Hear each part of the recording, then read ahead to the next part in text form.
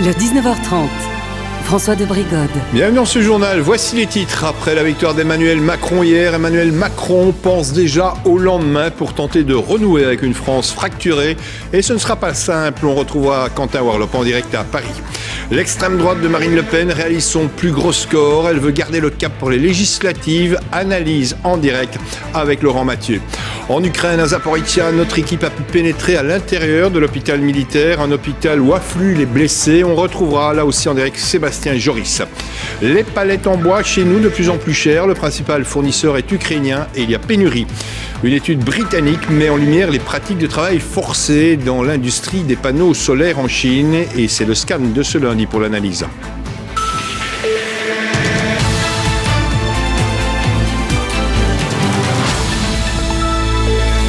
Bonsoir à toutes, bonsoir à tous. Emmanuel Macron, président de la République pour la seconde fois. Avec ce constat, comme le résume le journal Le Monde, il s'agit d'une réélection sans état de grâce, du fait notamment d'une abstention proche des records et une extrême droite qui dépasse pour la première fois la barre des 40% des suffrages. La fête au pied de la Tour Eiffel n'avait rien de flamboyant. Nathalie Massard. L'hymne à la joie sur le Champ de Mars, 1 heure après l'annonce de sa victoire, Emmanuel Macron fait une entrée tout en sobriété au pied de la Tour Eiffel. Pour l'accueillir, des drapeaux français et européens agités par une foule de sympathisants. Les Français ont évité le grand rabougrissement et voilà, c'est un bol d'air frais sur la France. Moi, je suis partie pour Mélenchon, mon premier tour, mais deuxième tour, non. Je suis contre l'extrême droite et contre un gouvernement français de droite. Avec 17 points d'écart sur sa rivale d'extrême droite et 58,54% des suffrages, le candidat président est donc reconduit à l'Élysée pour 5 années supplémentaires. Un exploit.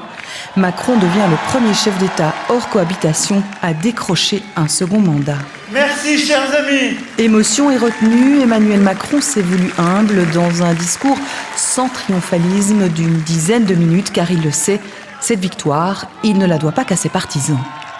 Nombre de nos compatriotes ont voté ce jour pour moi, non pour soutenir les idées que je porte, mais pour faire barrage à celles de l'extrême droite. Et je veux ici les remercier et leur dire que j'ai conscience que ce vote m'oblige pour les années à venir. Il y a ceux qui ont fait barrage à l'extrême droite et ceux nombreux qui se sont abstenus. Macron dit les avoir entendus et promet du changement. Cette ère nouvelle ne sera pas la continuité du quinquennat qui s'achève, mais l'invention collective d'une méthode refondée pour 5 années de mieux, au service de notre pays, de notre jeunesse. C'est par une Marseillaise que la soirée de victoire s'est achevée, un contraste saisissant avec l'ambiance ultra festive de 2017.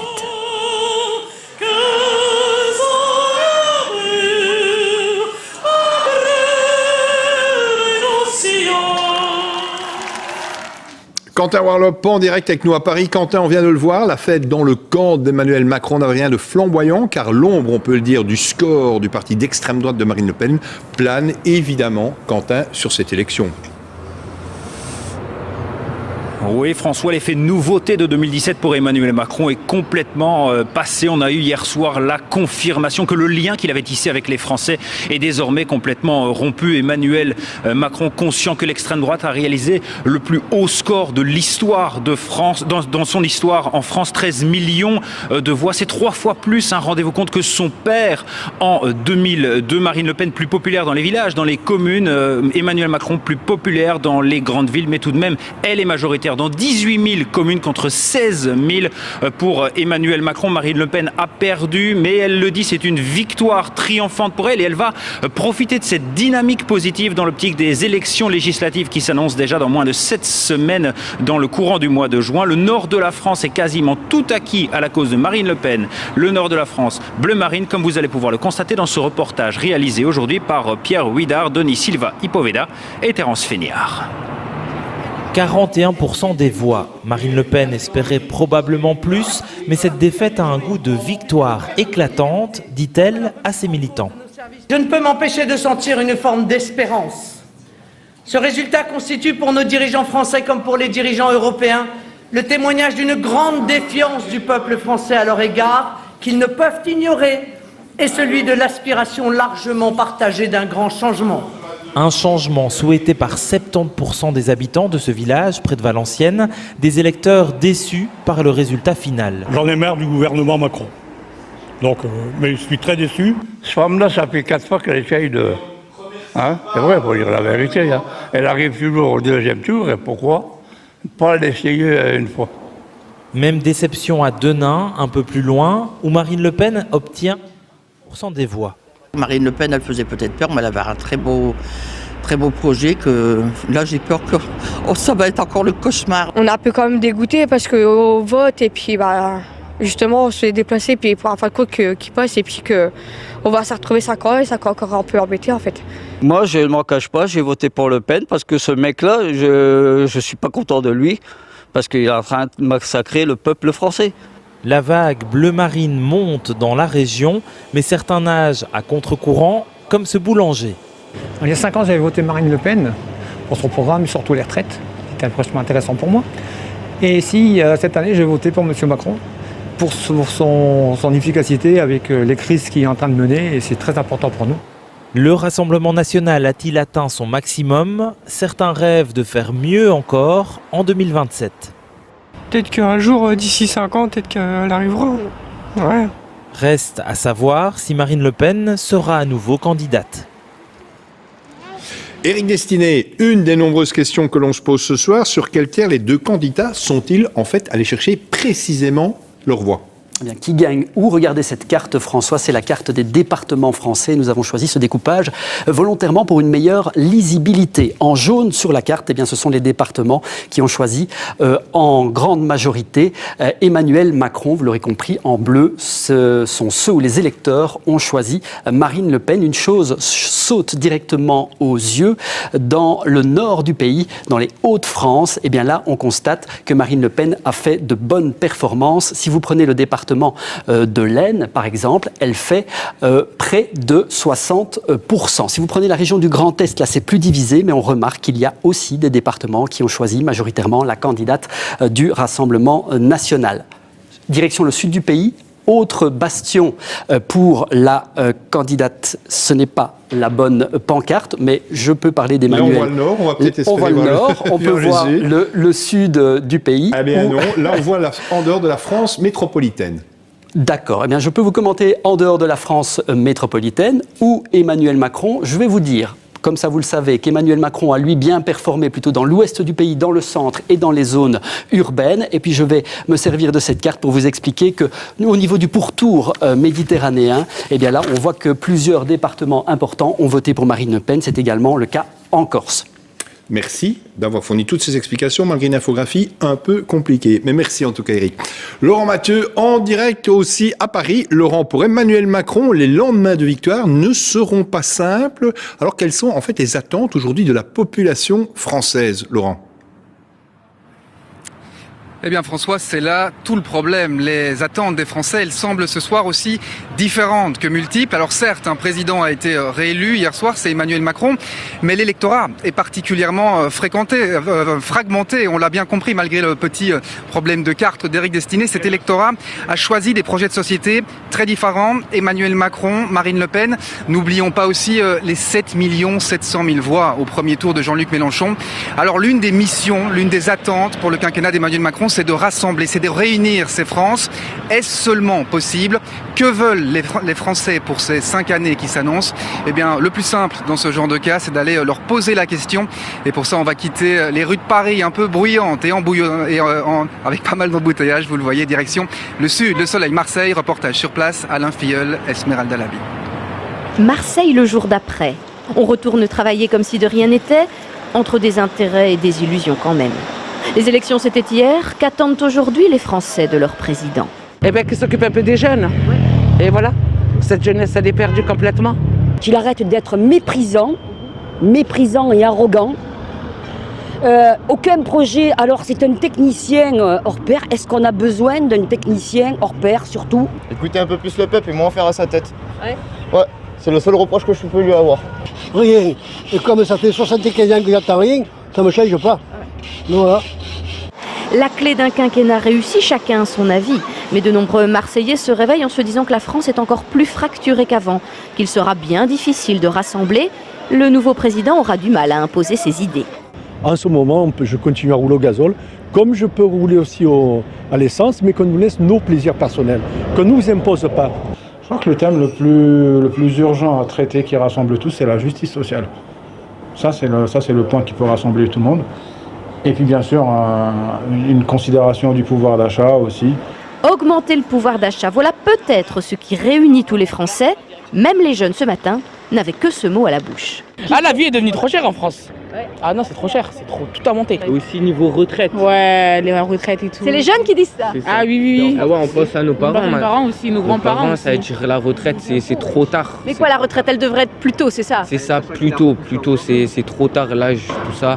Emmanuel Macron promet une nouvelle ère pour la France. Les Marseillais sont sceptiques. Aujourd'hui, ils avaient plutôt les yeux tournés vers le soleil, tournés vers cette bonne mère en qui ils ont vraiment confiance. Annick Capel, vous êtes aussi à Paris pour l'analyse avec nous. 2 moments importants dans le futur pour Emmanuel Macron. Ce sera assez rapidement et on peut le dire, Annick, ça va pas être simple.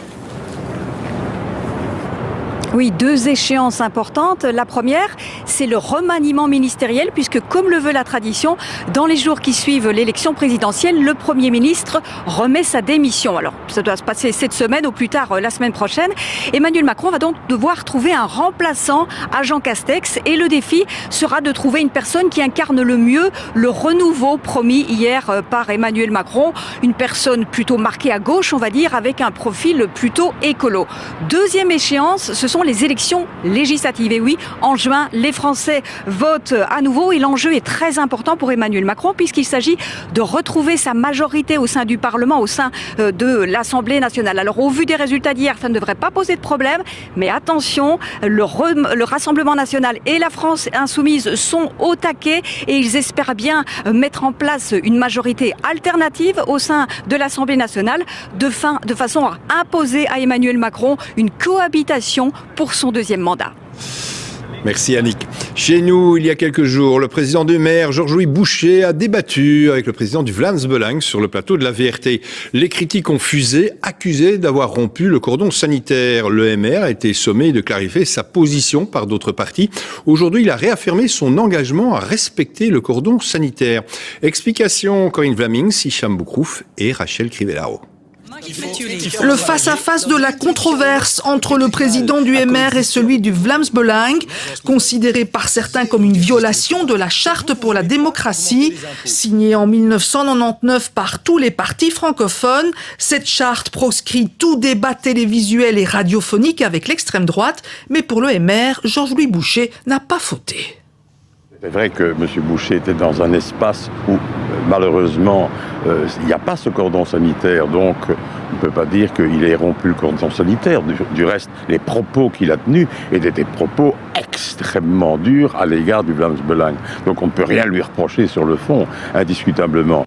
Sommé par les partis francophones de clarifier sa position sur le cordon sanitaire, dans un communiqué de presse, le MR réaffirme son engagement à respecter sans aucune exception l'ensemble des dispositions adoptées dans les chartes de la démocratie. Mais face au tollé suscité par le débat, il propose d'aller un pas plus loin. Il y a des éléments qui ont évolué. Le recours aux réseaux sociaux, d'autres formes de radicalisme et donc le fait d'ouvrir un débat avec les autres formations politiques concernant l'actualisation des éléments d'extension de cette charte nous semble procéder de l'intérêt général et du respect de nos valeurs démocratiques. Pour l'heure, entre le MR et les autres partis francophones, l'incident est donc clos. Pour ce qui est de discuter d'une modernisation du cordon sanitaire, aucun rendez-vous n'a encore été pris. Et j'ajoute que demain, l'invité de Thomas Galisseux dans Matin Première à 7h45 sera Louis Michel. Et toujours en Belgique, un pays pour demain, c'est l'initiative entreprise par le gouvernement fédéral pour revoir le fonctionnement de nos institutions vers une nouvelle réforme de l'État et faire en sorte que les citoyens soient plus acteurs de la vie politique et des thèmes qui font notre société. Bonsoir Tidiem Kouach. Alors concrètement, comment vont-ils procéder ? Eh bien François, regardez, tout va se passer sur ce site internet. Il s'agit en fait d'une consultation en ligne dans les 3 langues nationales du pays autour de 6 axes. Le rôle du citoyen, comment l'impliquer davantage dans la vie politique, comment organiser notre pays, comment doit fonctionner le Parlement et le gouvernement fédéral, quels sont nos droits fondamentaux, qui fait quoi et comment organiser les élections. 6 axes qui permettront à qui veut d'émettre ses idées, ses propositions pour la Belgique de demain. Cette consultation est déjà en ligne et opérationnelle jusqu'au 5 juin. La publication du rapport final est attendue dans le courant de l'automne. Tidiem, à quoi ça va servir ? En fait, ce rapport, ce sera une sorte de feuille de route avec les thèmes qui préoccupent les Belges ainsi que des pistes de solutions. Ce rapport, il sera ensuite transmis au gouvernement fédéral, au Parlement fédéral ainsi qu'aux partis politiques. Et l'objectif, c'est vraiment de faire émerger des thématiques qui pourraient ensuite être débattues au Parlement et pourquoi pas, à terme, faire changer des lois, voire réformer la Constitution. Et alors, toute dernière question. Est-ce que c'est possible ? Alors, ce qui est clair, François, c'est que sur papier, c'est une démarche à relever, mais on doit quand même se poser cette question. Quand restera-t-il au bout du processus ? Tout fera l'objet de discussions, négociations entre partis politiques et on ne le sait que trop bien, les sensibilités des uns ne sont pas celles des autres. Alors, il y aura très certainement des avancées en la matière, mais il ne faut pas s'attendre à une grande révolution. Merci Tidiem. À suivre dans ce journal, nous ferons le point sur un premier cas d'hépatite aiguë en Belgique qui touche les enfants en bas âge. Nicolas Cage, un acteur avec des très hauts et aussi des très bas. Il joue aujourd'hui son propre rôle dans un film étonnant. Interview dans quelques instants dans ce JT. Remco Evenepoel a fêté dignement sa victoire à Liège-Bastogne-Liège chez lui dans son village à Skepdal. Mais avant cela, un fait important, ce lundi, un énorme dépôt de carburant est en flammes depuis la nuit dernière à Briansk en Russie, une ville à 150 km de la frontière ukrainienne et qui sert de base logistique aux forces russes. Selon les Russes, l'origine de ce gigantesque incendie n'est pas déterminée. Selon différentes sources, des habitants de Briansk ont entendu plusieurs explosions. Avant les flammes, les militaires ukrainiens n'ont pas fait de commentaires, mais cet incendie est loin d'être anodin. Alors l'armée russe continue de concentrer son offensive sur l'est et le sud de l'Ukraine. Les alertes antiaériennes ont été nombreuses ces dernières heures. Les combats se poursuivent avec des tirs d'artillerie intensifs. Nos envoyés spéciaux Joséphine Turli, Gary Wantier et Sébastien Joris se trouvent dans le sud du pays, à Zaporizhzhia. Ils ont pu pénétrer, vous allez le voir, à l'intérieur de l'hôpital militaire, un hôpital où affluent les blessés. Sébastien Joris, vous êtes avec nous en direct. Oui, des centaines de blessés depuis le début de l'offensive. Ces journées-ci sont très compliquées à l'hôpital. Les combats s'intensifient dans la région. Les blessés sont amenés de la ligne de front à quelques dizaines de kilomètres d'ici et plus largement de tout le sud de l'Ukraine. Alors ce soir, nous ne montrons pas les visages des soldats blessés. Nous ne donnons pas leur nom. C'est une demande des autorités, raison de sécurité. Certains font partie d'unités spéciales. Certains ont de la famille dans les territoires occupés. Sachez aussi que l'hôpital nous a fourni des images extrêmement dures des blessures traitées, des corps littéralement détruits par la guerre. Nous avons décidé de ne pas diffuser ces images, mais vous allez découvrir le quotidien d'un hôpital militaire en temps de guerre dans ce reportage réalisé aujourd'hui à Zaporizhzhia. Les médecins s'activent. En haut-parleur annonce l'arrivée de blessés. L'ambulance dépose des soldats à l'entrée du bâtiment. Il faut vite les déplacer sur des brancards. Ce sont des soldats ukrainiens. Ils arrivent tout juste du champ de bataille. Derrière les rideaux, un premier examen pour évaluer les blessures. Le directeur de l'hôpital passe d'une urgence à l'autre. La ligne de front est à moins de 40 km. Nous recevons des personnes touchées par le souffle des explosions, par des armes, par des snipers. Il y a de tout ici. Au bloc opératoire, les chirurgiens multiplient les interventions. Les blessés graves affluent de toute la région. Les opérations sont complexes.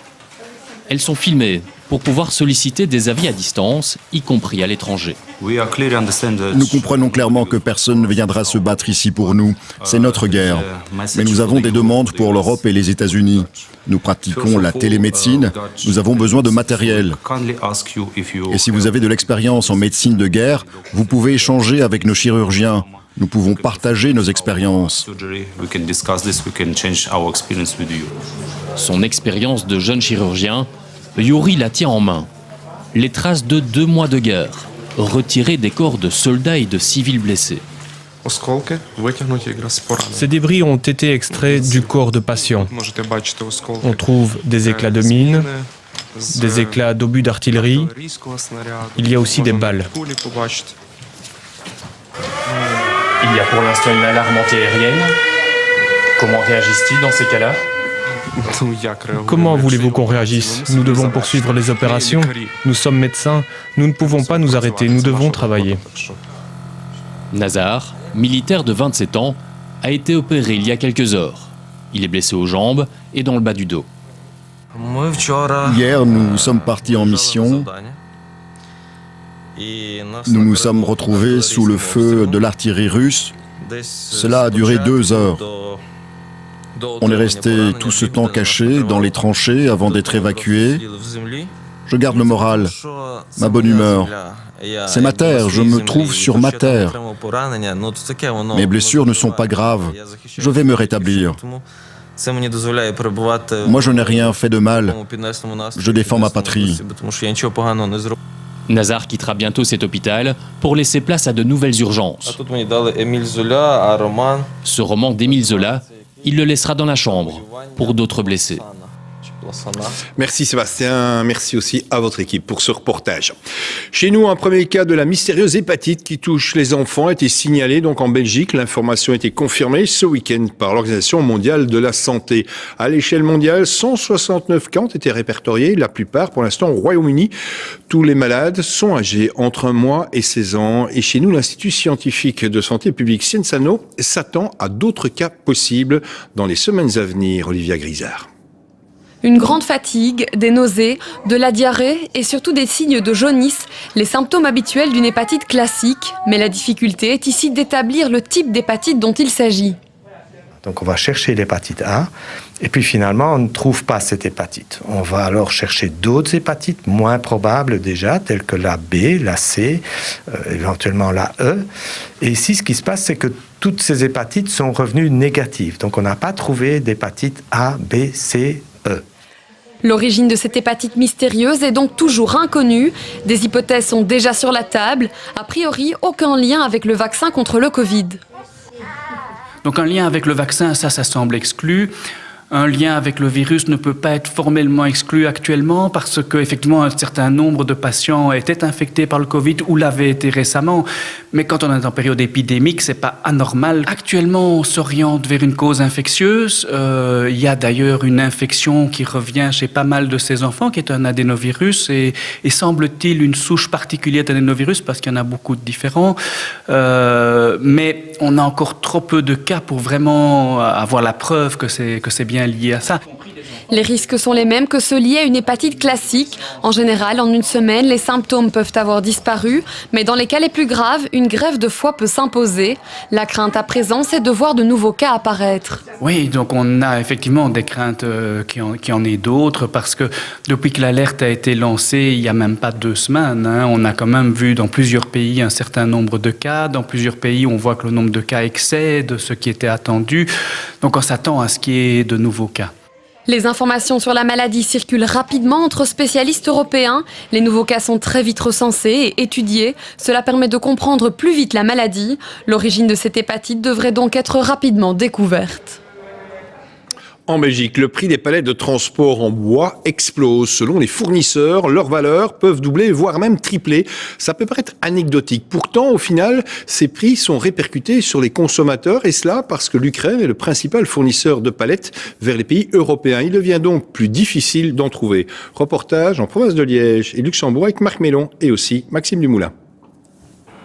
La palette EPAL, c'est la grande référence européenne en matière de transport de marchandises. 80 cm sur 1,20 m, elle n'a l'air de rien comme ça, pourtant elle se fait rare. Dans cette entreprise, c'est un outil indispensable pour le transport de plâtre notamment, mais s'en procurer fait de plus en plus mal au portefeuille. Il y a une pénurie et surtout les prix qui explosent sur un an, les prix ont plus de doublé. C'est-à-dire ? C'est-à-dire on est passé d'un prix d'achat de 8 à 18 € plus ou moins. Et l'augmentation ne ralentit pas. Pour s'en sortir, cette entreprise, comme beaucoup d'autres, est bien forcée de répercuter ses coûts sur sa clientèle. C'est inévitable. Tous les prix sont en train de flamber, que ce soit au niveau de l'énergie, que les palettes, que partout, de toute façon, on a dû adapter nos prix en fonction de toutes ces augmentations-là. Pour comprendre ces augmentations, il faut se rendre chez un producteur de palettes. Ici à Virton, on en produit 3 millions par an. 30 camions remplis quittent chaque jour cette entreprise.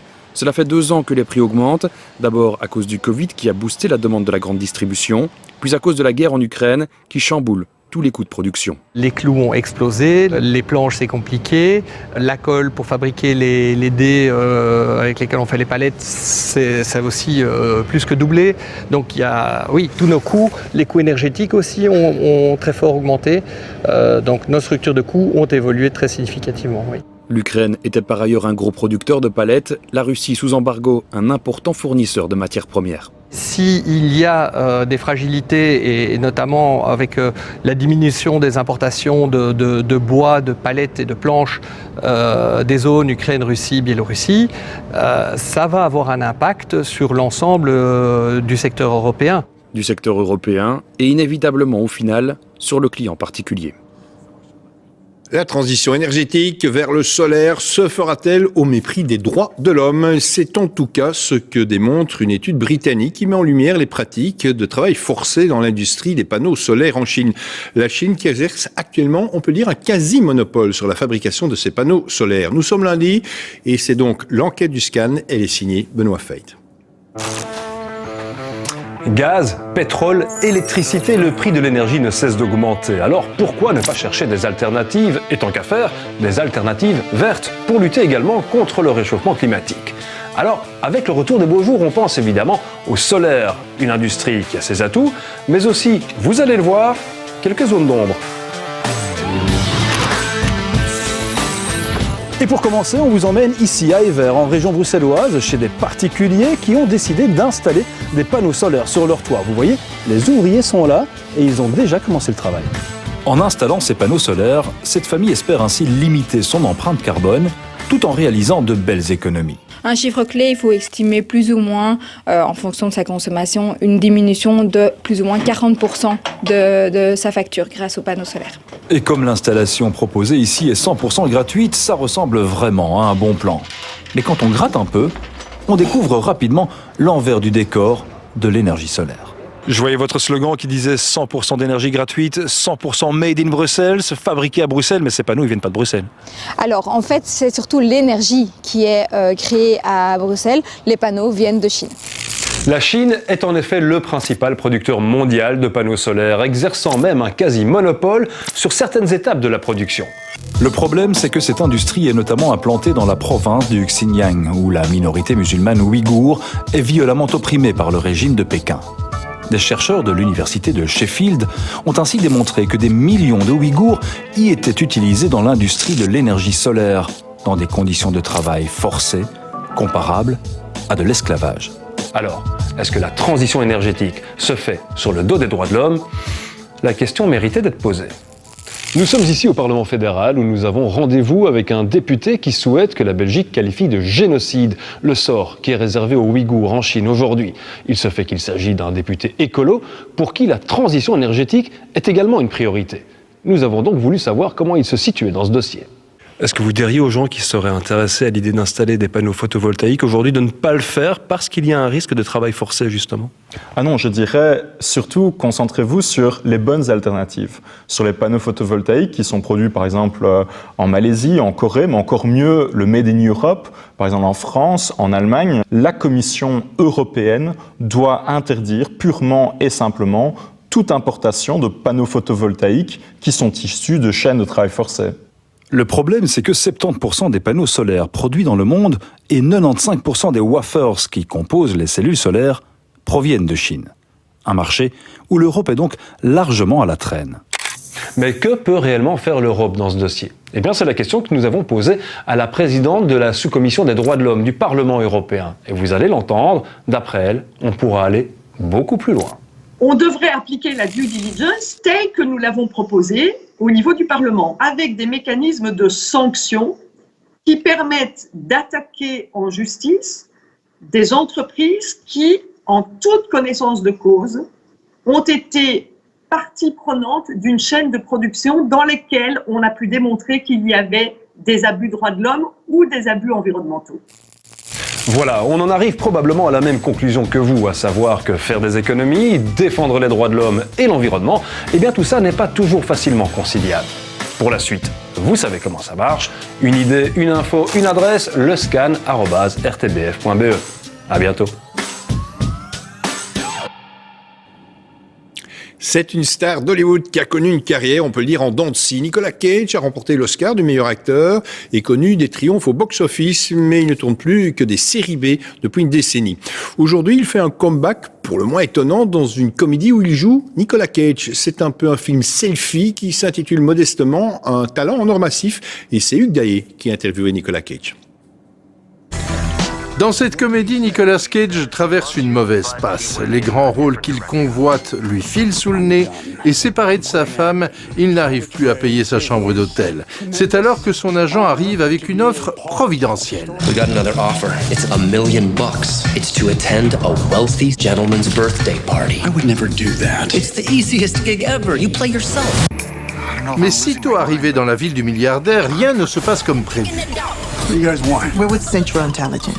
Do you know who you're spending time with? One of the most ruthless men on the face of this planet. I need you to help the U.S. government. I said, get another actor. I said, no. But I'm somebody that believes in, as a student of film acting, I'm someone that believes in the very thing you're afraid of doing, within reason, as long as you don't hurt somebody or yourself, is the very thing you should do. Because as a student, you might learn something, you might grow, to face your fears. And I indeed faced my fears with this experience. It was daunting. I'm still recovering from it, but and I wouldn't do it again. It won't happen again, but I'm glad I did it once. Welcome to Mallorca, Mr. Cage. The guy that owns this house, what's his name? Javi. Is Javi gonna want me to, I am Javi. Nick Cage. It was a balancing act between trying to protect whomever so-called Nick Cage is and give him some dignity, and at the same time facilitate the absurdist comedy that the director wanted. Is it too much? Is this supposed to be me? It's grotesque. I'll give you 20,000 for it. Nicolas Cage sort évidemment grandi de cette expérience, tant il fait preuve d'autodérision dans cette comédie. Un talent en or massif, le titre est bien choisi. Un vrai modeste. Et puis, félicitations à Isabelle Roy pour son roman Hackers. Elle a reçu le prix première Victor du livre jeunesse 2022. Plus de 2000 jeunes lecteurs ont plébiscité ce roman d'une autrice québécoise. Bravo à elle et aussi à ses jeunes lecteurs, on peut le dire, passionnés. Tous les détails sur le site de la première. Et ce soir, dès 20h35, une spéciale Arnaud, c'est sur la 3, avec entre autres un concert intimiste filmé en exclusivité à l'Archiduc et une interview réalisée par Fanny Gillard. Et c'est donc sur la 3, une spéciale Arnaud, vous l'avez compris, à voir. Une fête bien méritée dans son village à Skepdal pour Remco Evenepoel. Il a été accueilli en héros après sa victoire dans un Liège-Bastogne-Liège d'ontologie. Jérémy Dessal, Mathieu Stas. Remco Evenepoel a marqué les esprits de tous les amoureux du vélo à Liège-Bastogne-Liège. Une victoire d'ontologie fêtée comme il se doit hier soir par ses supporters de la première heure. À Skepdal, dans l'entité de Dilbeek, Remco fait la fierté de tout un village. Oui, tu mets, il est toujours gentil quand le matin, quand il sort de chez lui, il va s'entraîner. Et je suis occupé à lire le journal. Il vient toujours dire bonjour. Hein.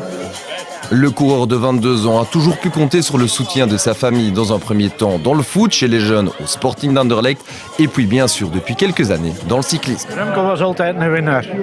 Ja, vanaf hij 4-5 jaar was. Ja, ik heb met hem veel uren gevoetbald. En het was altijd de max. Ja, het moest altijd de top zijn.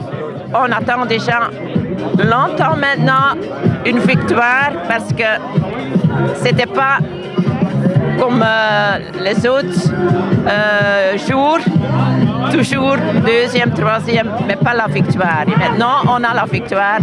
c'est bien pour Remco, mais aussi pour les supporters et pour nous autres aussi. La patience est une vertu. À 23h, le héros de Skepdal arrive enfin auprès des siens. De toute façon, je devais rentrer à la maison, mais c'est pour ça que c'est chouette de passer une fois vite ici. Chez les gens qui m'ont soutenu aujourd'hui et ouais, ça fait du plaisir. Ouais. Liège, c'était mon rêve ultime en fait et pouvoir l'apprendre à ma première participation, c'est fou, c'est vraiment incroyable. Une victoire qui en appelle d'autres, les supporters sont déjà prêts. Comme Evenepoel persévère, on peut dire qu'Evenepoel s'entête. Voilà, tout de suite, Sacha Laout et QR, l'actu. À demain, 19h30.